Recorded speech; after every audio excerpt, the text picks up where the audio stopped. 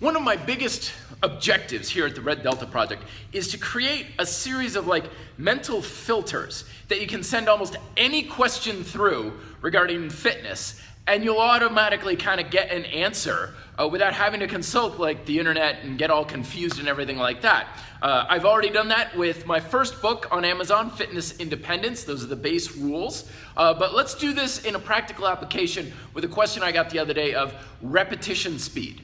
What does it matter? When does it matter? Because the honest answer with almost every question, especially with exercise, is, well, it depends. Is it important?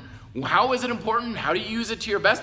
Here's what I'm talking about with these filters, if you will. Okay, we've got this.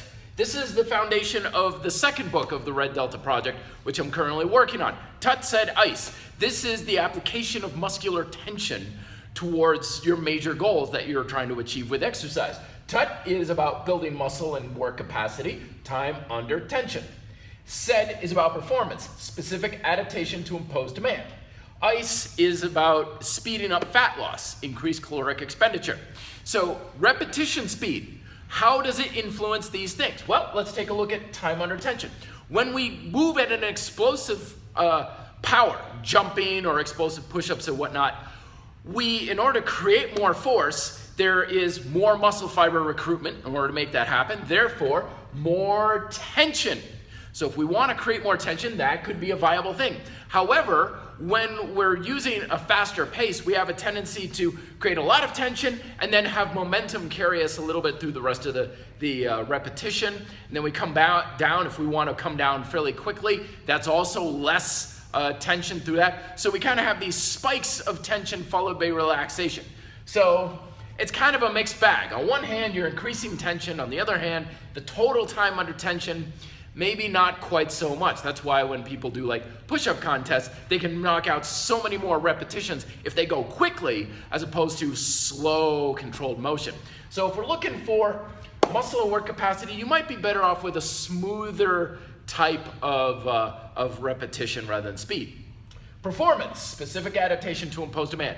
Remember, the main thing with SAID principle, as I explain in my book, is you gain what you challenge. So if you want to gain some performance aspect, challenge your ability to do it. Now with explosive movements, we're challenging our ability to explode, to move very quickly. Where would that be important for performance aspect?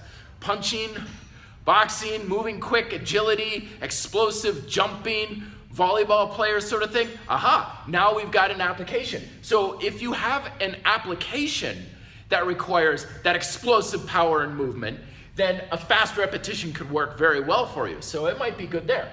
Increased caloric expenditure. Well, let's look at this one. With more tension, you're gonna burn more. But less time, not so much. So it's kind of a bit of a wash, if you will.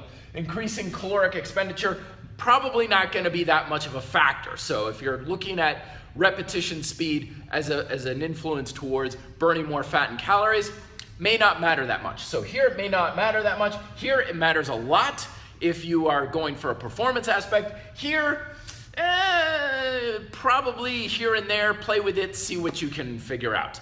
But this is the 3 exercise filters, if you will. Check out again the book at Amazon.com, Fitness Independence, for the general fitness filters that I was talking about. And let me know if you have questions below. Be fit, live free.